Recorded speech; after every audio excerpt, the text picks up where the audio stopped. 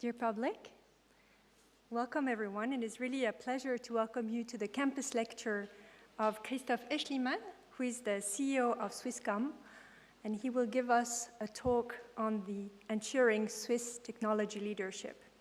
We're extremely honored to welcome Christoph back to EPFL, as he received last October the EPFL Alumni Award, which is a distinction that was given to him in recognition of his stellar career. So like Christoph, EPFL counts over 40,000 alumni, which constitutes, as you can imagine, an incredible pool of talents that are spread around the world. These alumni are EPFL's pride and its best ambassadors, and it is key to keep this unique relationship alive.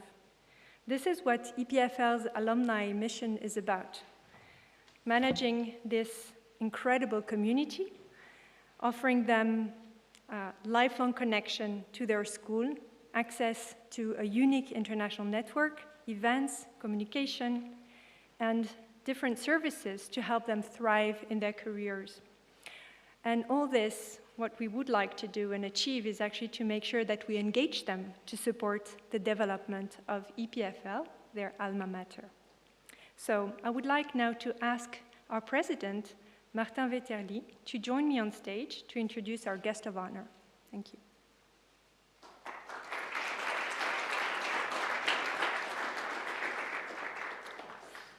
Good evening. It's a great pleasure to be here, and of course to introduce Christoph Aeschlimann, CEO of Swisscom. Everybody knows Swisscom. It's the largest telecom company in Switzerland, but people sometimes forget it's also probably the biggest IT company in Switzerland. 19,000 employees, and turnover of more than 11 billion. So this is a major company, and we are very proud that an alumni of ours is actually the CEO of this company. As Leila mentioned, he graduated from EPFL 2001, and so because we prepare this extremely seriously, I went and picked up his master thesis in computer science, and I started reading it just now. The first sentence is interesting, right? Enterprise Java Beams is the latest specification released by Sun. Who remembers Sun, right? So that shows something about how fast things change in the IT industry, right? Sun was actually a leadership company, and sunset sometimes, I don't know, after the dot-com bubble, I guess. Anyway, so that's his thesis. I flipped through it. I didn't find any equations. I didn't mention this to Christoph. So the standards have changed, Christoph, I have to say. Christoph told me that's why he didn't choose Swisscom but went to computer science, and now you see. I think that was the right choice, even though I would have expected that the Swisscom graduate would end up leading Swisscom. But that also shows the changing industry, of course. Now, more important, and you can see why this fellow is where he is, while a student, he was very active in the associations at EPFL. He was in junior entreprise, and president of Challenge. So this man knows how to ski and how to drink, I presume. Good, and well, he might tell us a few memories from his time on campus.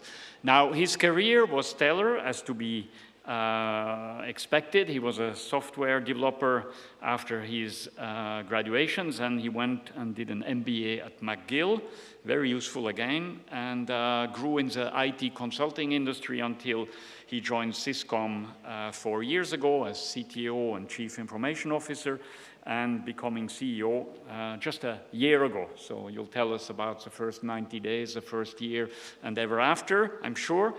Now, Christoph is, in a very key role for digital transformation, for the use of state-of-the-art IT tools, for, a very large consumer-oriented enterprise, but also companies that is very active in helping other companies master the IT challenges, the digitalization as it goes. Swisscom is very present on the campus of EPFL. Swisscom has a digital lab in the Innovation Square since 2016. And so it is a great pleasure that, of course, we decided to give the Alumni Award to Christoph last year. And so thanks very much, Christoph, for coming to campus and telling us about your experience. I have to say, I'll finish with saying there are two bills I'm very happy to pay. One is my tax bill, because I know a very small portion comes back into my bank account, okay, because I'm a federal employee. And the other bill is Swisscom, because I know it's led by an EPFL alumni, so I know it's a good investment. Christoph, thank you very much.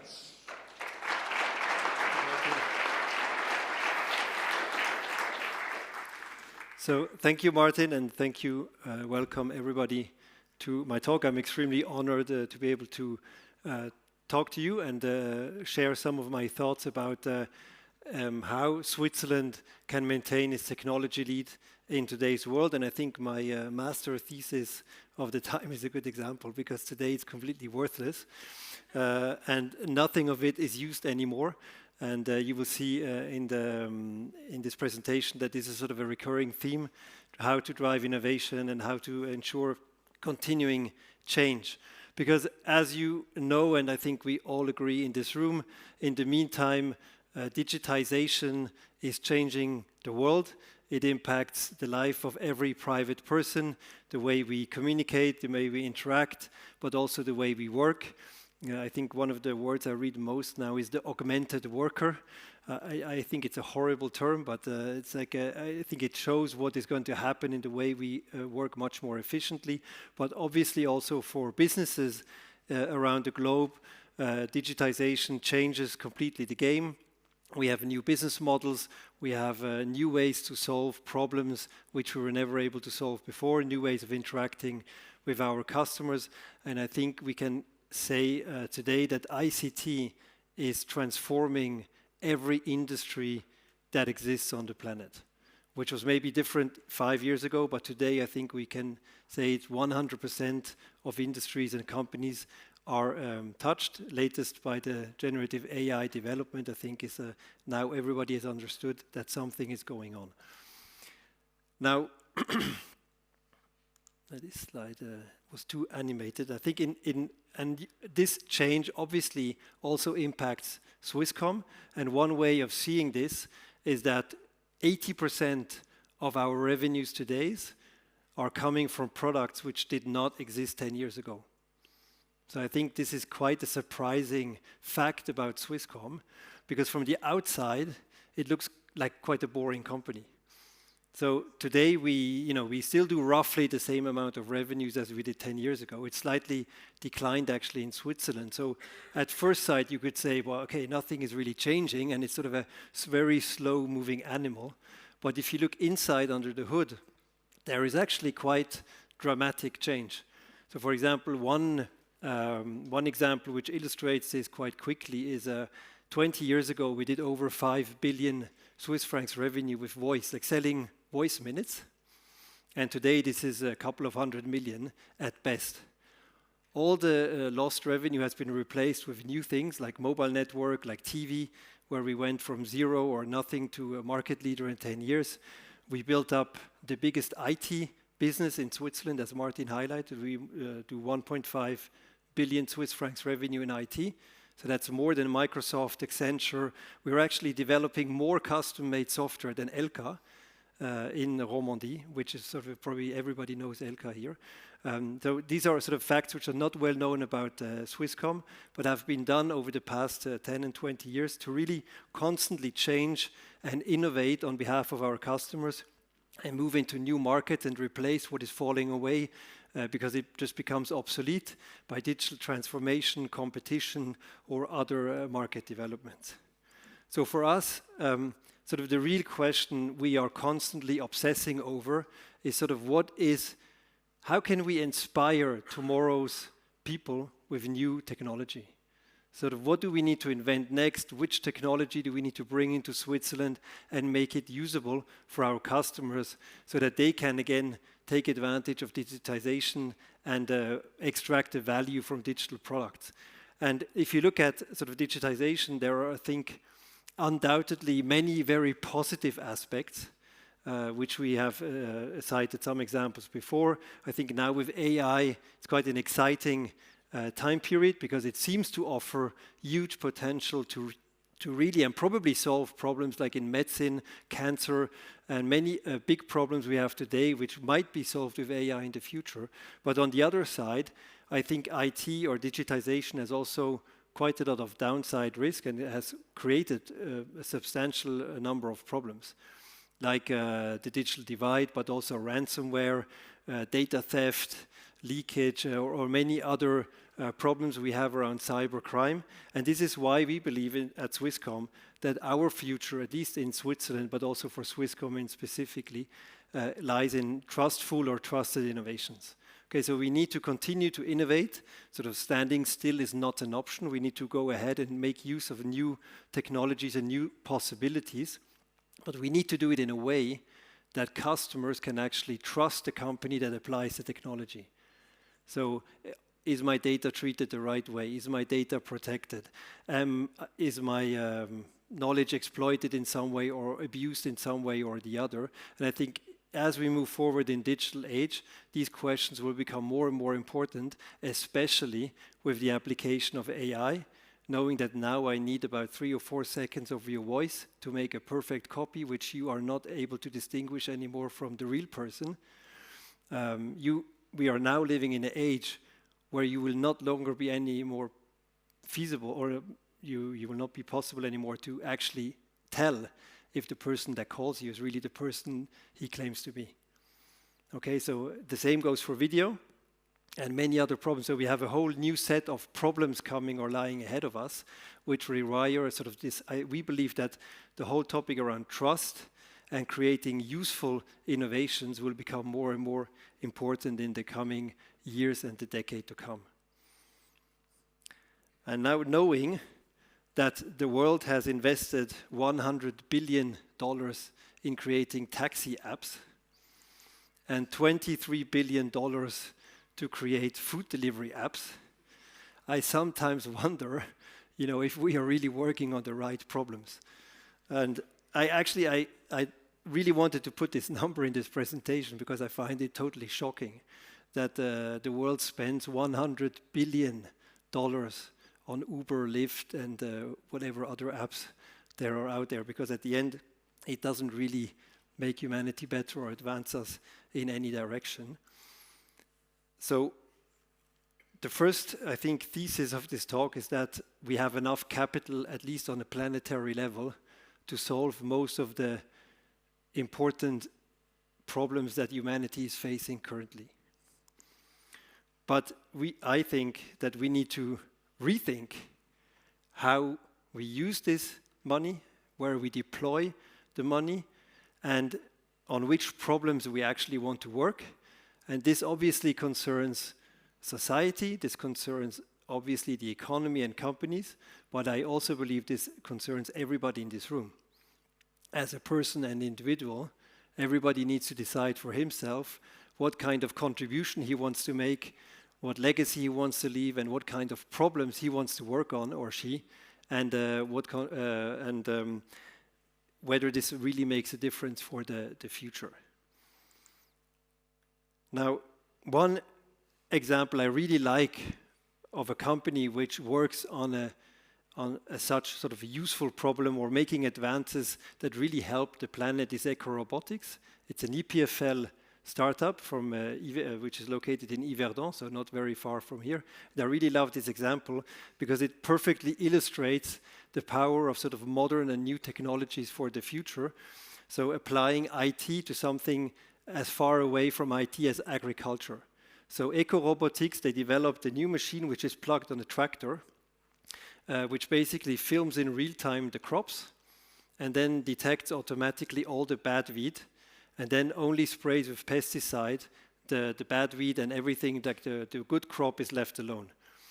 And not only does this save 95% of pesticides, but it also now, over the 2 years of usage, became apparent that the crops are also growing better and faster because they're not sprayed with pesticide anymore, which was not an expected outcome of this application. And now they are doing the next tests using only water and vinegar, which will looks quite promising and will bring the whole problem or the whole solution to a new level. And basically, if the whole planet would use this solution, the pesticide problem of agriculture would be solved on a worldwide scale. But it requires capital, it requires engineering, it requires know-how. I think we have all of that in Switzerland, but we need to deploy our minds and our capital on the right problems which really make a difference. And so my second thesis, or the main thesis of this talk, is actually Switzerland has a unique opportunity to ensure technology leadership by focusing on solving essential problems of humanity.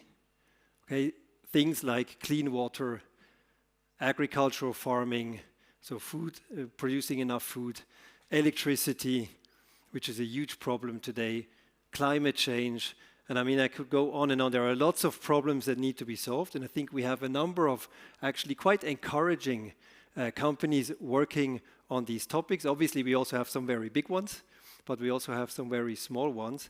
But I truly believe that Switzerland is quite well positioned, and I will explain later on why I think this is the case, to solve these kinds of problems and make a real contribution to changing the trajectory of the planet.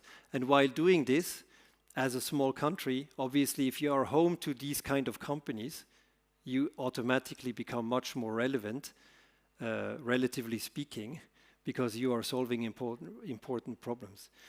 And I think this gives us a seat at the table in many important discussions.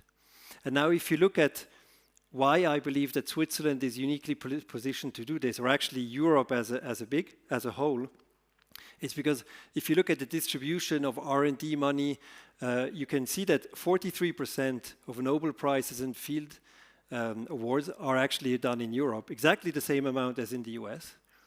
We have exactly the same amount of R&D spend as the US. We even have more software developers. But at the end, Europe has completely failed to play a major role in many of the important key industries of the future. So on the slide, there are sort of more IT-oriented, but probably there are also some other industries which you know about, where industry is not the most relevant continent on the planet. And we rely on solutions from Asia, specifically China, but also from the US in the most cases, to use technology which has been built somewhere else in these industries. And I will come later to why this is the case, because if you look at it from an innovation perspective, an R&D perspective, there is no reason to believe that such an outcome results if you look at all the R&D that is done in Switzerland and in Europe as a whole. And I believe one of the key drivers, probably not the only one, but one of the drivers behind this development is a huge difference in approach of venture capital.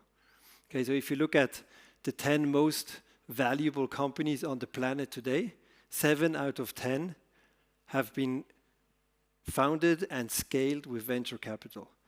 So previously, people or companies went to the stock exchange, issued stock, or took up debt to create or fund growth. This has completely changed. All major technology companies today, also in biotech or in other sectors, are basically funded and scaled worldwide by using venture capital. So the access to this capital makes a huge difference in your ability to commercialize R&D discoveries. And if you go back to, for example, something like eco-robotics before, there are similar companies that do the same thing in the US, which are also scaling at the moment. So at the end, the company which has more money to scale faster on a worldwide basis and be the category leader ultimately wins the game, because the venture capital guys, they know if they're not first or second, afterwards they give up and they sell. So this is really sort of the game you need to be able to sustain in the long run. And if you look now, another interesting statistic is when you relate the R&D spend with the venture capital spend in a country. Okay, so if you take the top 12 countries in the venture world, they spend about half a Swiss franc for every Swiss franc in R&D. So 1 R&D franc equals about 47 or 50 cents venture spend. There are some extreme outliers like Israel, which spend like nearly 1.5 times more in venture than they do in R&D. That might be sort of a bit an extreme version of venture capitalism. But if you look at Switzerland, we spend 12 cents on venture for every Swiss franc in R&D fund. So you can clearly see a huge gap and difference between the approach of those countries. And this then leads to sort of what we call sort of the funding gap. So although the venture capital available money has been growing quite nicely in Switzerland over the past 10 years, it actually grew much faster in other countries. And today, if we wanted to spend half a Swiss franc per 1 Swiss franc R&D, we would need about 11 billion venture cap per year, because we spend about 23 billion in R&D every year in Switzerland. So 23 billion Swiss francs spent in schools like EPFL, in big companies or other universities every year on R&D. We would need to spend 11 billion on venture. So we have about a funding gap of 7 to 8 billion, depending on how you count and how much venture capital there is this year. Probably this year is going to be lower again than last year, because this year is quite difficult for venture funding at the moment with the global financial situation. So a huge funding gap that we need to close. And, but this, I think, will really help us to move ahead. And if you look at the situation of Switzerland, we are actually quite well positioned. As we said before, we have huge R&D centers, we have great schools. I mean, EPFL and EPFZ are worldwide known as being one of the best universities. There are some others which are excellent as well. We have huge international companies which are basically successful in the old industries. We have many great SMEs. We have all the big hyperscalers, all the big US tech companies have come to Switzerland. Unfortunately, they're mostly in Zurich, but Apple, Google, Disney, Microsoft, they're all here for a certain reason, because we have a huge talent pool. People want to work here, they want to stay here. We have quite a lot of role models actually as well, and the venture capital industry in Switzerland has been very successful, has created huge returns. Actually, the returns, sometimes when I talk to people from the financial sector, they actually think they shouldn't invest in Switzerland because they will make less money than if they invest in the US. But it's actually absolutely not true. The returns in Switzerland are actually exactly the same as the returns in the US. So if you look at where the problem really lies, it's from our point of view, or my point of view, the seed funding part of Switzerland is okay. So we have enough money to transfer from the early stage, creating the company, business angels, seed funding, etc. There is enough available. But afterwards, if you look on the right-hand side of the gap, so we have only 1.3 billion Swiss francs which are invested in scaling companies, which is actually the most important phase once you know that your company is successful. And it's the phase that requires the most capital. So you've seen the eco-robotics example before. They lived for quite a long time with 3, 4, 5 million to research the product, create the product, test it for 1 and 2 years. But now that they want to sort of scale and roll it out on a global basis, they did a round for 10 million last year. They did a round for 50 million this year. And they will probably do another round, which is bigger next year or the year after. But if you don't manage to do these rounds in Switzerland, either you get bought by the competitor which has the money, and then the company is gone, or they move headquarters to the US or Germany, where they get the funding, and then the company is gone as well. And then decisions are gone, workplace is gone, all the value creation that actually issued from the R&D is moving to somewhere else. And then taxes paid probably move as well, and then this is probably bad for everybody. So from my point of view, if we want to ensure technology leadership, we really need to focus on this venture capital late stage funding problem. Now, to solve the problem, I mean, you can all do math probably better than I do, and you calculate the gap by 10, it gives more than 50 million, which is on the slide, but we are maybe Swiss humbleness. We say, okay, we need at least 50 million of venture cap this decade to close the gap. So moving from the 3, 4-ish to like 7, 8-ish, maybe to 10-ish region. and on average have at least 5 billion a year. As I said before, the money is not the problem. We might not have 100 billion to spend, but Swiss pension fund has hundreds of billions of Swiss francs. Banks, there is enough money in Switzerland available. The question is, where is the money invested? And if we close this gap of venturing, we can create category leaders in important industries of tomorrow. Maybe not the ones which are important today, but future ones. To find these important categories, I believe we need to look at sort of what are the essential problems that we need to solve. And one of the reasons why Switzerland is also well positioned to do this is because we have a huge engineering know-how. Because software is probably not enough. Very often you need hardware, you need research, you need to build something, you need systems thinking. And Switzerland has quite a long tradition in engineering and system thinking. A lot of people understand how to build and run complex problems. Also big international companies which run very complex businesses. So we have the know-how here, which is quite different. And we have a very, I think, also deep understanding of the complete value chain. There's still a lot of manufacturing in many cases here. And so I think in contrast to many other countries, we are actually better positioned to engage in these in this future. And at the end, it will also create many interesting jobs in Switzerland. Maybe not all of them are created in Switzerland, but some of them will be here and create a new value add for everybody. So in summary, for my talk, I believe that venture capital will be the key driver to ensure Swiss technology leadership in the future. Switzerland has an excellent foundation, or actually everything it takes to be successful as a technology leader in the world, but we are too weak in commercializing all the R&D discoveries which are happening here in Switzerland. To be stronger in the commercialization part, we need more venture capitalism. And this is the reason why we should position Switzerland as sort of a deep tech nation, mastering technologies of the future, solving essential problems, and delivering a value add for the country and the world. And by this way, reaching a leadership position and actually creating the value or extracting the value of the innovation that we are generating in this country. Thank you very much for your attention, and I'm looking forward to the discussion.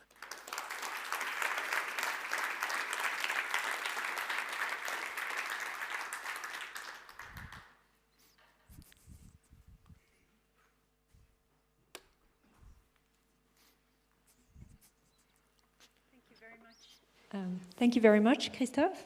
And now McGill University, who's the head of Mediacom communication, will have a Q&A and then open to the public. Thank you.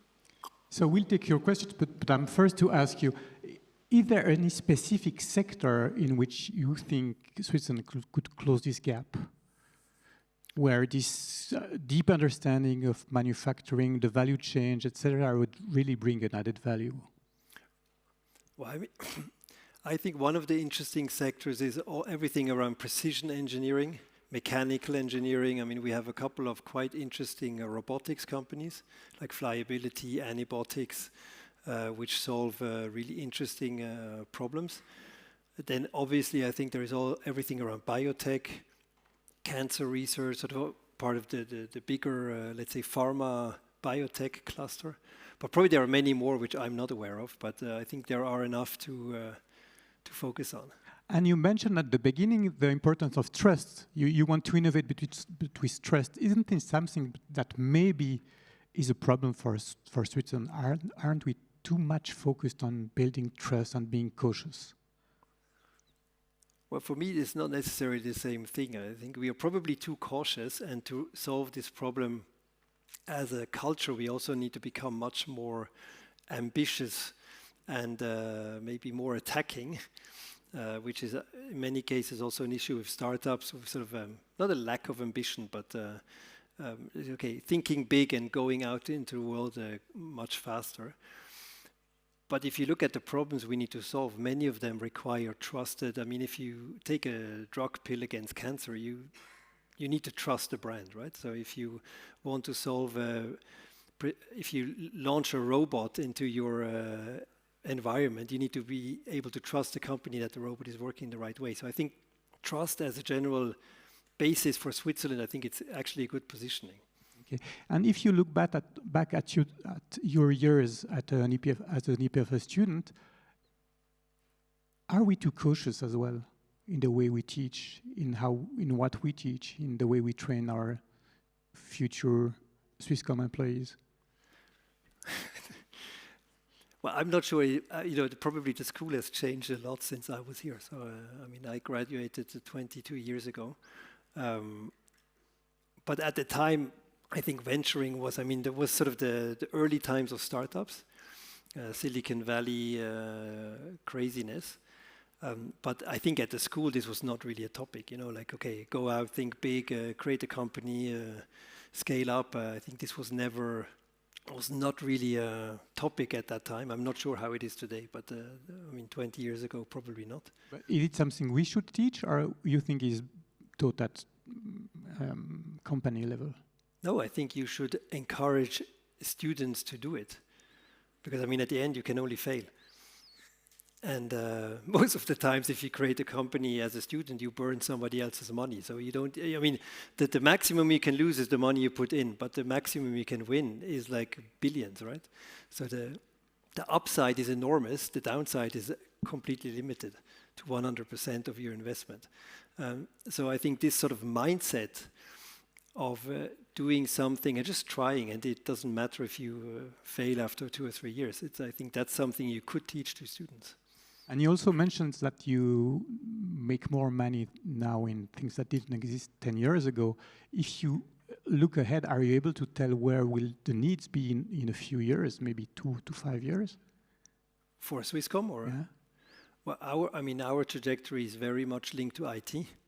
So we will still be a telecom company in 10 years, and telecom will probably be the main source of revenue.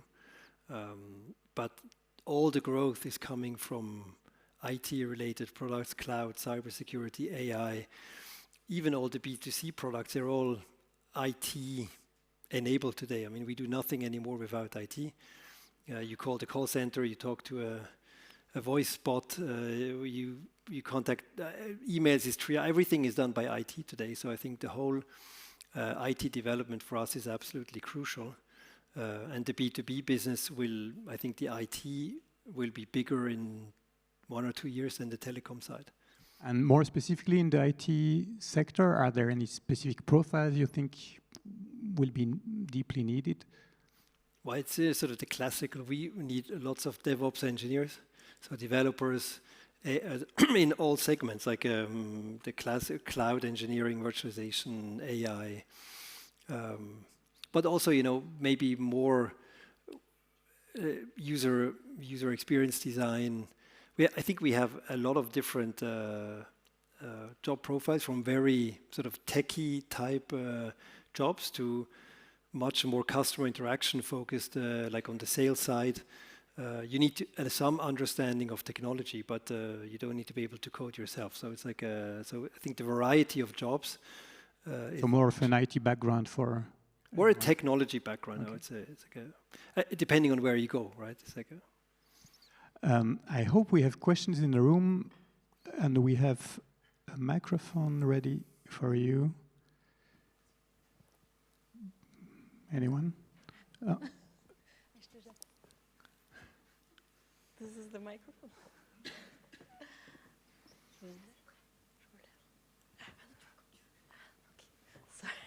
Sorry, logistics. So I'm actually Swisscom alumni, and I'm I'm a board member of Women in Tech Switzerland, and I'm very happy to see that you had the sustainable development goals and we addressed 4 of them. And I would just like to hear from you as a CEO of a Swiss tech company, how do you see the evolution of diversity when it comes to female, but also maybe other aspects? Because we've done quite a bit, but I think in Switzerland sometimes we're kind of bad students here, but just want to hear your point of view. Yeah, I would say diversity is quite a big headache.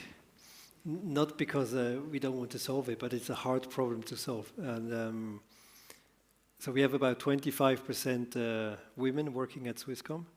And I think on the technology side, probably less. So it's a bit looking better than it is because we have the B2C side with a lot of sales profiles in shops. Or B2B also has quite a lot of women working on the B2B areas. But honestly, I mean, I feel we are doing tons of things to try to improve the situation with employment conditions, sort of fast-tracking people, ladies on our side, but it is a very slow moving because to make a real difference on such a large number, you would basically need to hire like 60 or 70% women on a recurring basis to move the needle by 1 or 2% within 1 or 2. So it's a problem which takes a long time to solve. And in Switzerland, especially in the German-speaking part, there is also, let's say, a cultural challenge that many of the STEM and technical type jobs are sort of branded as masculine jobs. And so the problem basically starts in primary school when also already most kids or girls don't go into math, and then it continues on. It gets worse and worse as you move through progression, college, and then university. So I feel that we also need to work on a society level to change this, because in some countries in the Eastern Europe, it's completely different. We have a subsidiary in Rotterdam. We have 35% women working in tech. So there are like 300 DevOps engineers, so all like just developers, and the third are women, which is still not 50-50, but it is much better than in Switzerland. So there is also sort of a country problem that Swisscom tries to make a contribution to sort of engages in certain initiatives to already change things in schools, but it is honestly still a long way to go. Same here. Rüdiger, I think, had a question. I think there was also one up.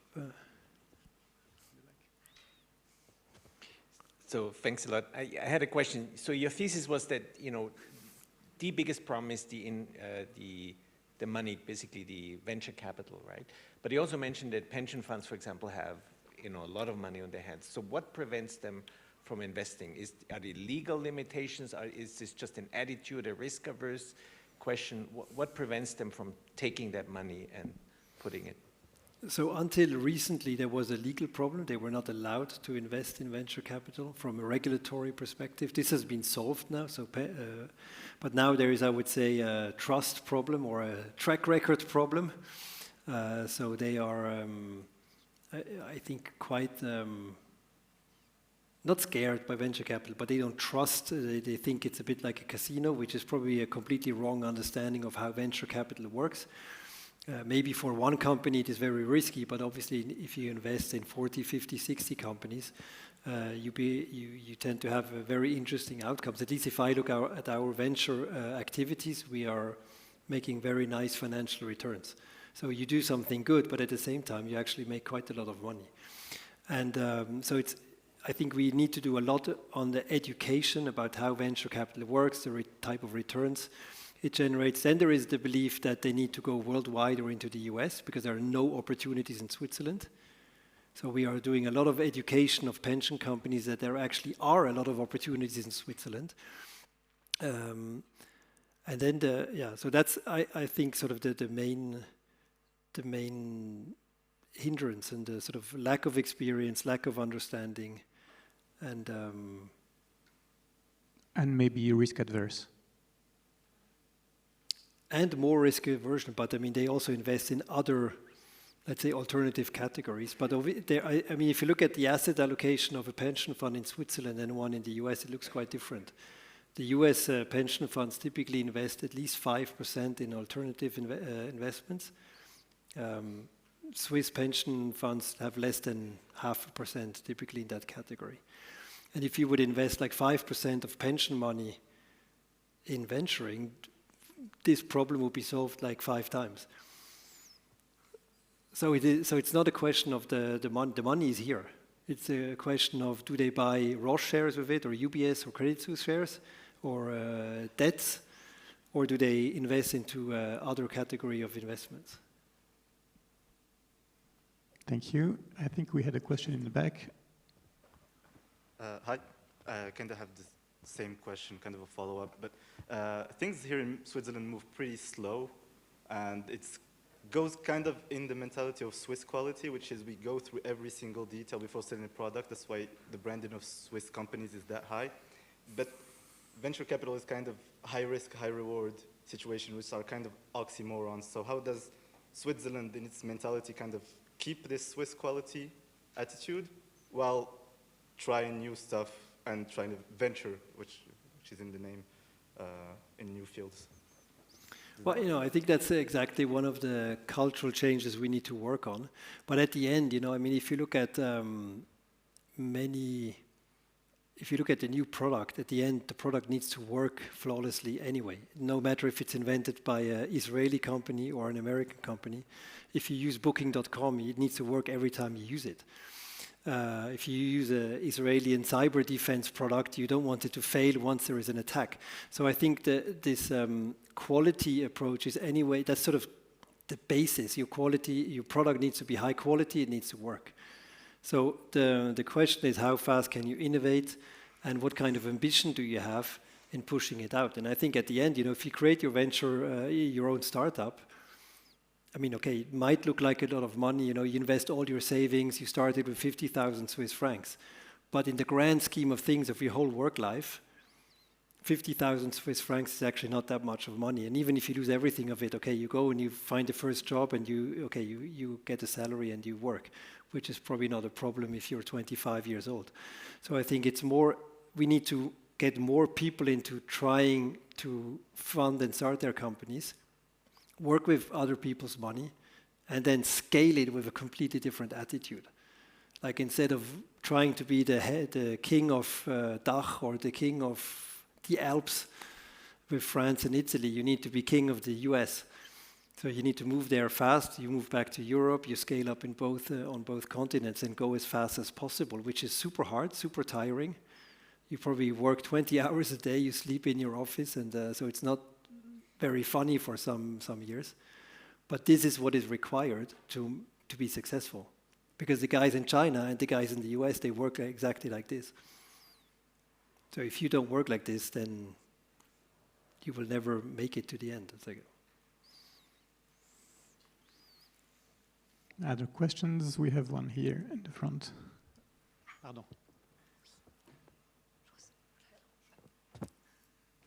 Yes, thank you very much. This is super interesting. You started your discussion about money by showing that we spent $100 billion for useless taxi apps. So how is more money going to solve the problem? I mean, we want more money, but we want it in the right place. And actually, if I may challenge a little bit, venture capital is invested in the potentially most profitable area, but the potentially most profitable area is not necessarily the one that is most useful for society. So how do you manage that?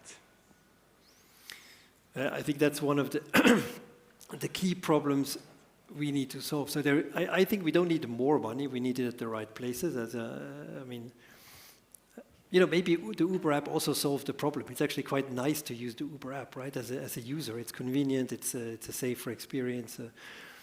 But maybe it wouldn't have taken 100 billion to create it, right? It's like so how do we get? I'm not sure if, you know, obviously in the B2C space, I think one of what makes it so attractive is once you have succeeded and you're like the leader in the B2C space, the winner takes the whole market. So there is only one Airbnb, there is only one Booking, there is only one Uber. So it is super important and rewarding to be the first and the biggest one. And I think that makes, you know, people pour money in it to ensure that you're actually first and fastest, because the rewards are huge if you actually succeed. And but most of the companies ultimately fail in trying to achieve this. I mean, you know, I'm not a venture capital guy, but I believe that if you solve the world's energy problem, you probably make quite a lot of money as well. Or if you solve the world's water problem, or if you reduce food waste, or if you are able to reduce pesticide use, I mean, should be something that is worth something, right? And do you see any of those domains for which Switzerland has an added value or an advantage? Well, as I said before, I think one of the interesting things in Switzerland is we have a very big engineering know-how. Like with watch manufacturing, we have actually quite a lot of precision mechanical engineering, which is a huge knowledge in Switzerland. That's, I think, also why we are quite advanced in robotics.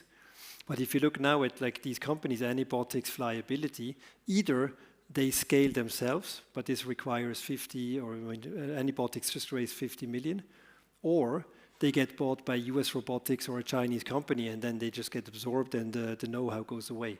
So, so I think this is so precision robotics, medical engineering, farm. I think there are lots of sectors where Switzerland is very strong, and which make a really relevant difference, or has already been in the past 50 years. I mean. The pharma industry made a huge difference to the world. I mean, many diseases have been eradicated, and I think there are many things we can still do with new companies. So we basically, I believe we need to build sort of the Roches and the Nestlés of the future. That's basically what I'm advocating.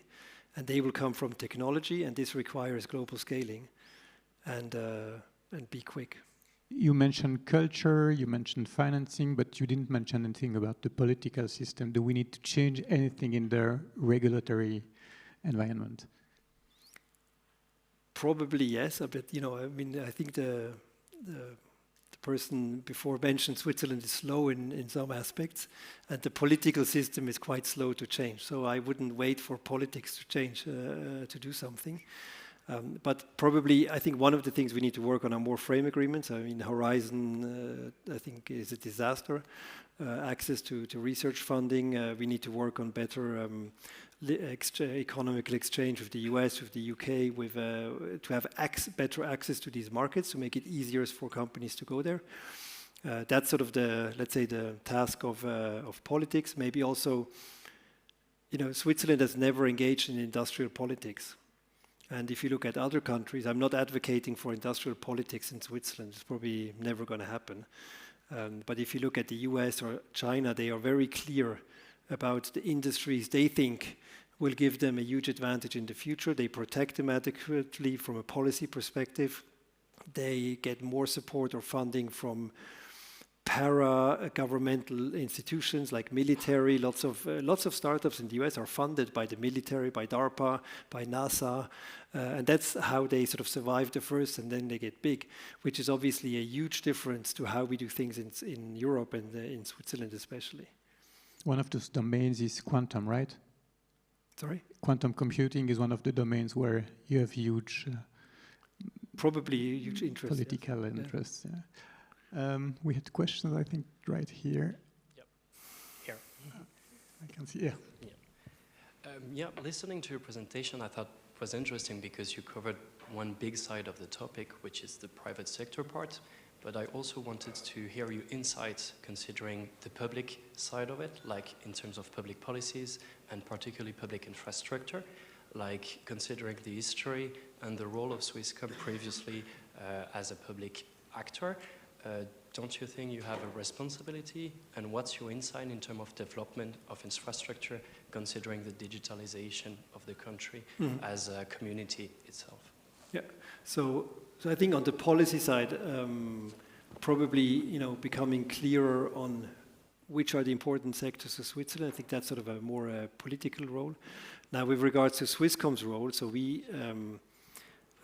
clearly see our role in building out the digital infrastructure in the country to make sure that every person and every company in Switzerland can participate to the digital life and can actually, work from everybody or innovate from anybody in the country. So we are building out the mobile network side, we are building out the fiber or wireline network side, making sure that connectivity in the whole country is a given and at the right level. And investing in the digital capabilities, and I mean we working with a lot of SMEs to help them digitize their own company, digitize their processes, their customer interfaces. And this is what we are contributing to the sort of, let's say, the digital evolution of Switzerland. And I think at the end, you know, the infrastructure and making sure that it is of high quality and always working has always been a big asset of Switzerland, and it is also key for the future in the digital space. Did that answer your question, or?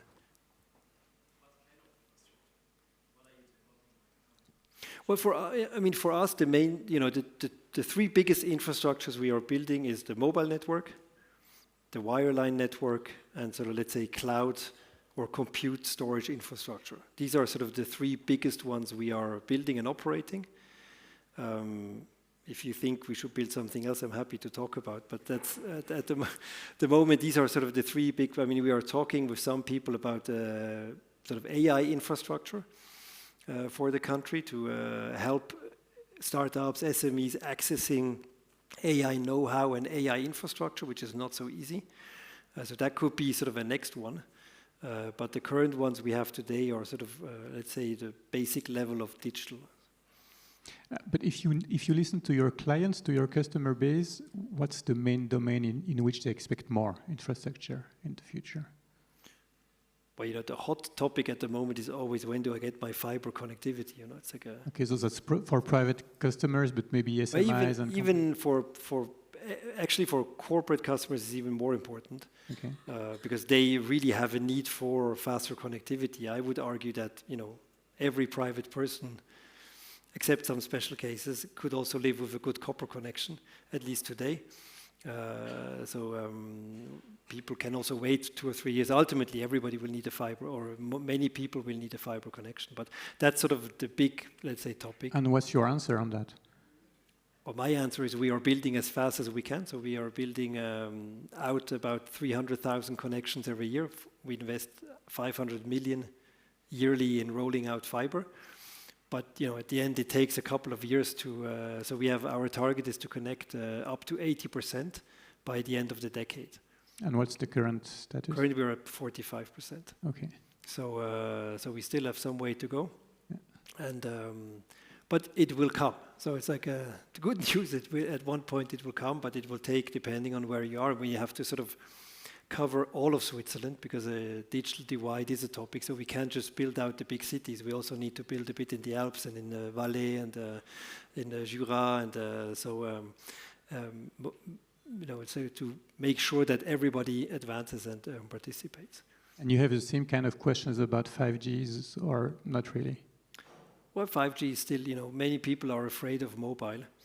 They believe or think that it is something bad or somehow influences the health. It is quite a challenging topic, because, I mean, there are, like, you know, we use mobile for 50 years now. We have about 3 billion people using it. There has been thousands of research papers. Nobody ever found a bad effect. Doesn't mean that nothing is there, but it's, in my point of view, quite unlikely. So, you know, we need to engage in the discussion with the people, try to convince them with facts.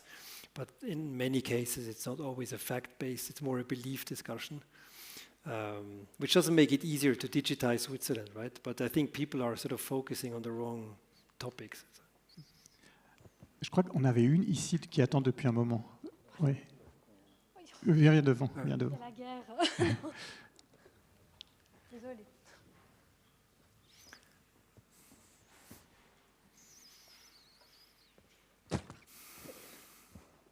Thank you.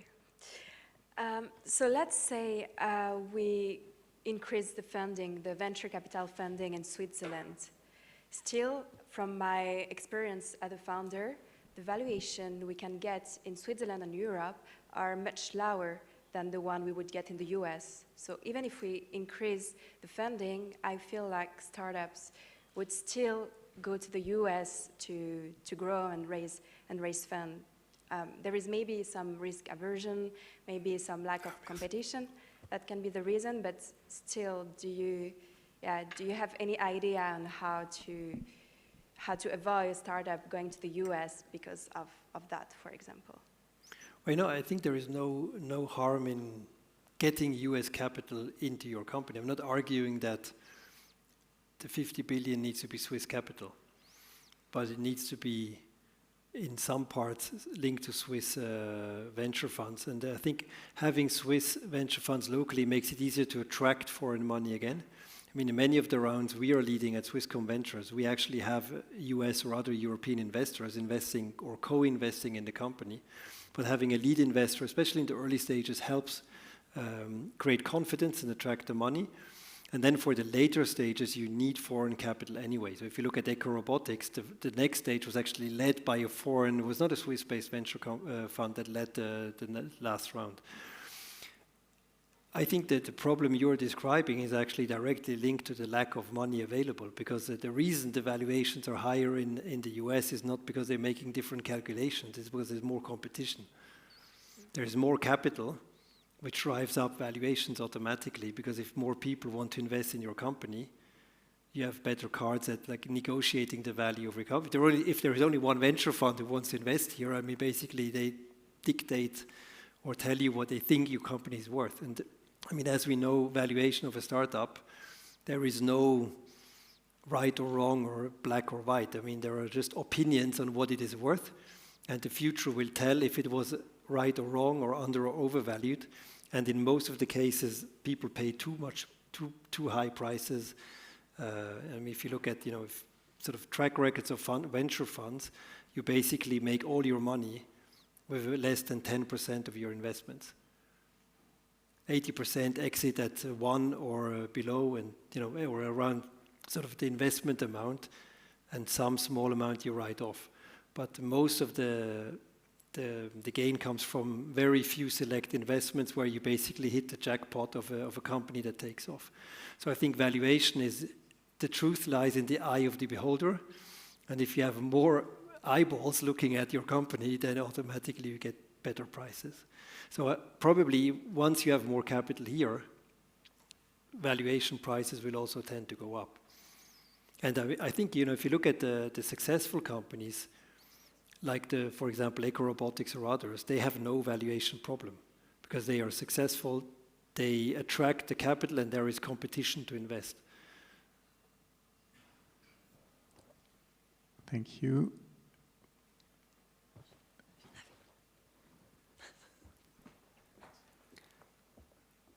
Can you actually throw this mic, or is it? Yeah, we could. Thank you very much. My question regards, you have been talking about Europe a little bit and about Horizon being a disaster. I think probably everyone in the room agrees on that topic.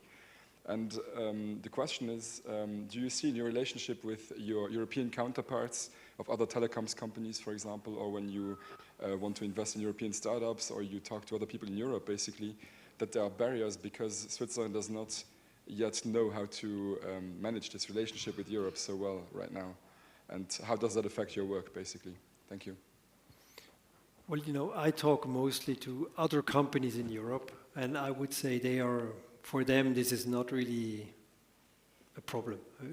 I'm not even sure they know about it. So it's probably it's going to be very different if I would talk to universities which are in Europe. But let's say if I talk to other companies, they are, I think, not so aware that Switzerland is not anymore in Horizon. And so for me as Swisscom, this doesn't really affect me, let's say, directly in my work today.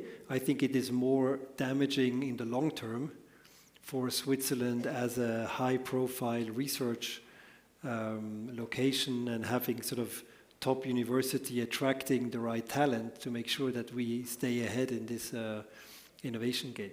So we will see probably the effects only in 10 or 15 years. Mm-hmm.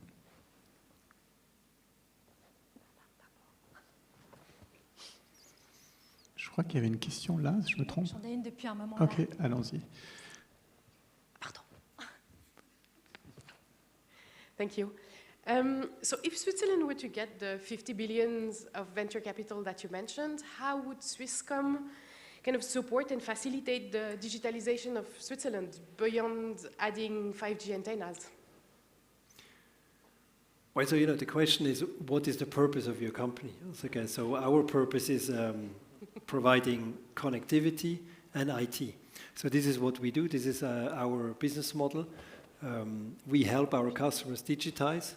I would say with regards to the venturing, we already have a venturing activity. We invest about 600 million Swiss francs in startups. We expect to expand this amount to over 1 billion. So this is our contribution to accelerating the Swiss venture ecosystem and being sort of a part of this like 50 billion that need to be raised. So our aim is to raise about 1 billion of these 50 under the Swisscom brand and the Swisscom umbrella. So I think, if other companies would follow this or other funds would follow this, we would have quite a movement. This is what we are trying to do now, talking about the issue, making politicians aware, making pension funds aware. And it's a lot of unsexy grunt work, talking to a lot of people. And then maybe it's like, on a ketchup bottle, and after 3 years, suddenly something happens. And so this is what we are trying to contribute to the development, to make sure that Switzerland and startups can continue to evolve. And other than that, our main business is really IT and connectivity, and we have no plans of moving outside of IT.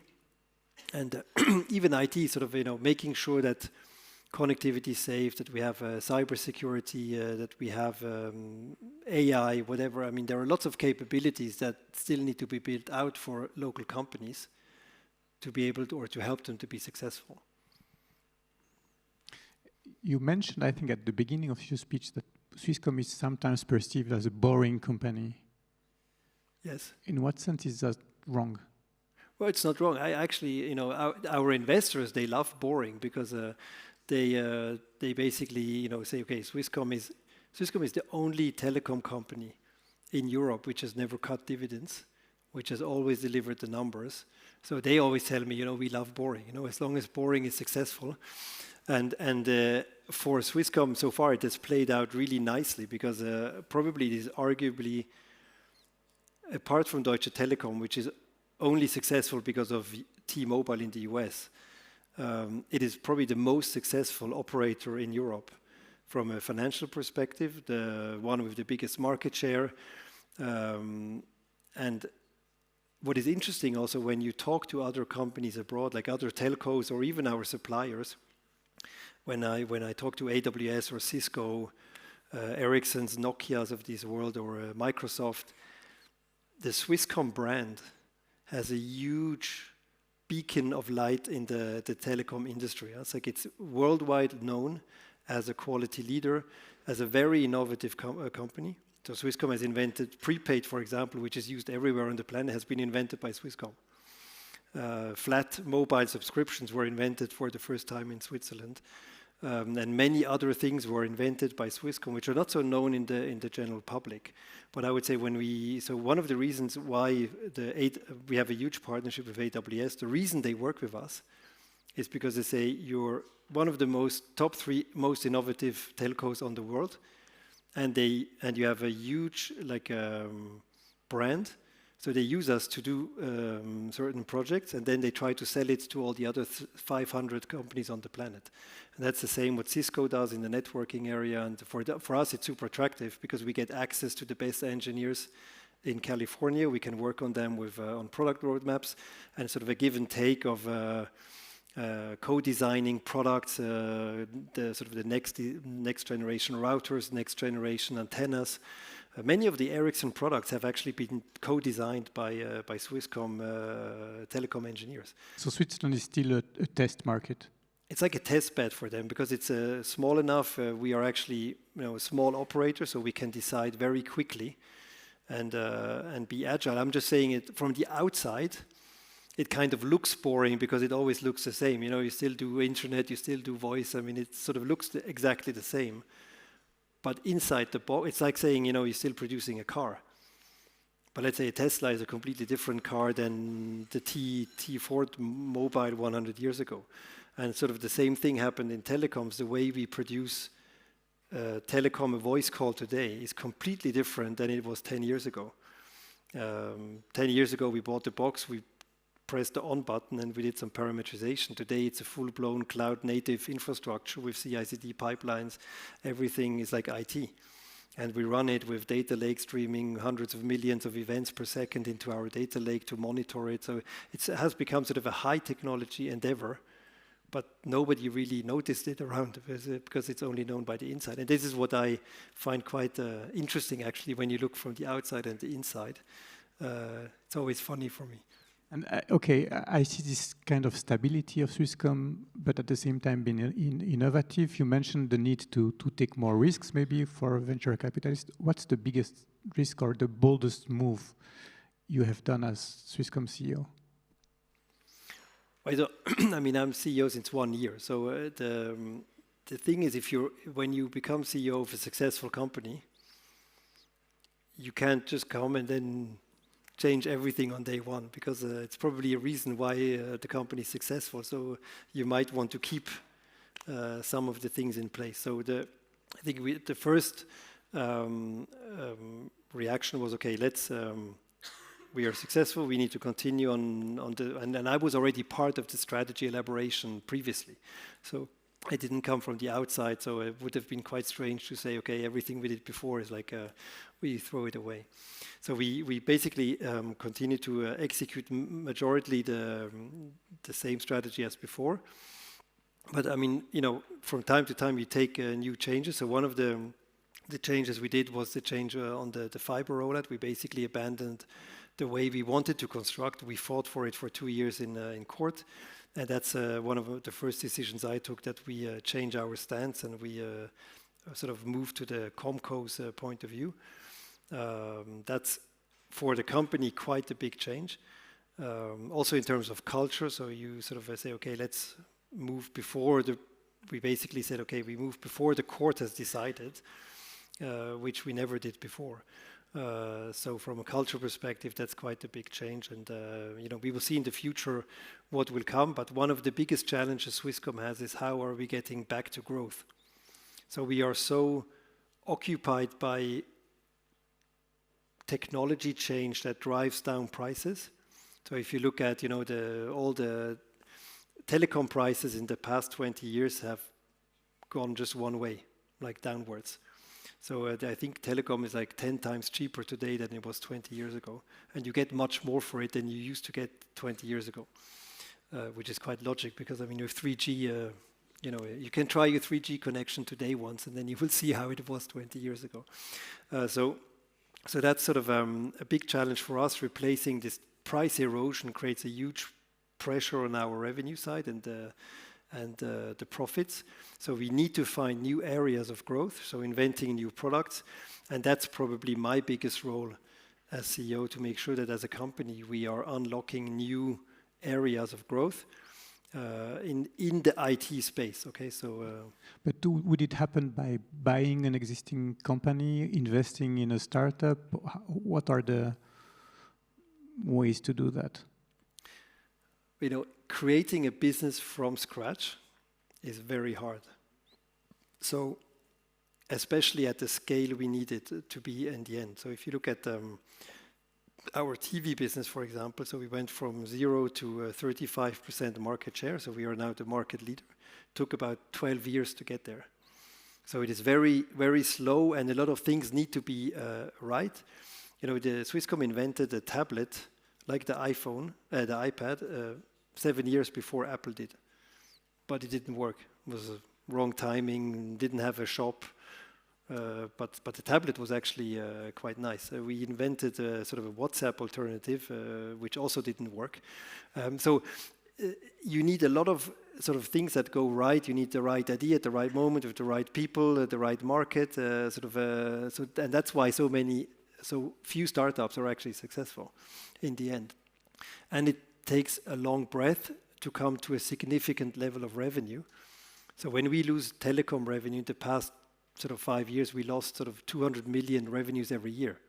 So we need to find ideas that replace 200 million of revenues on an annual basis. And for a startup to come to like 200 million of revenues, I mean, if you reach this in 10 years, you're actually quite successful.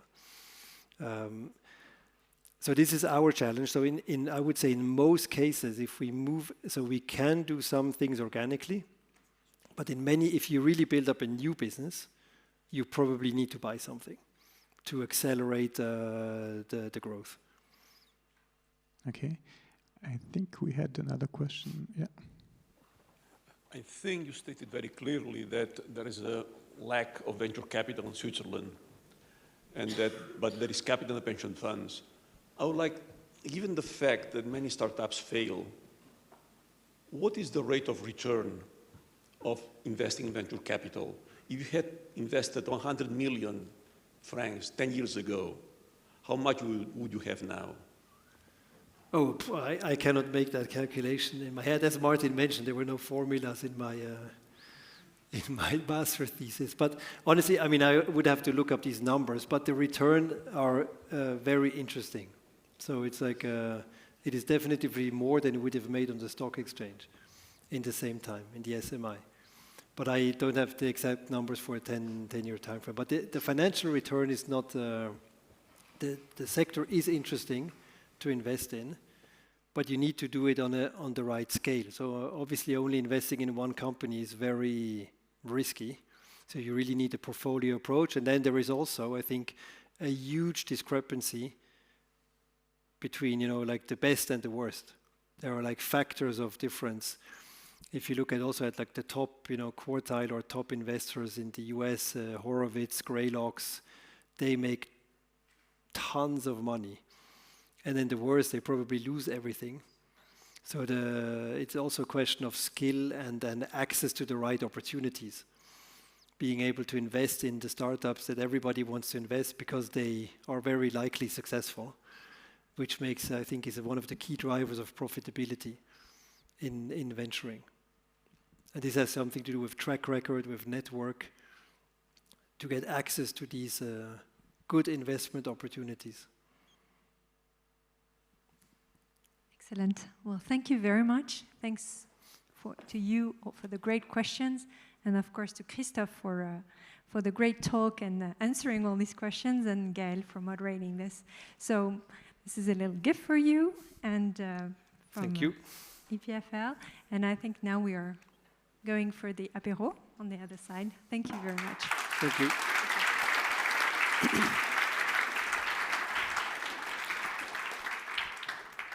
Merci beaucoup.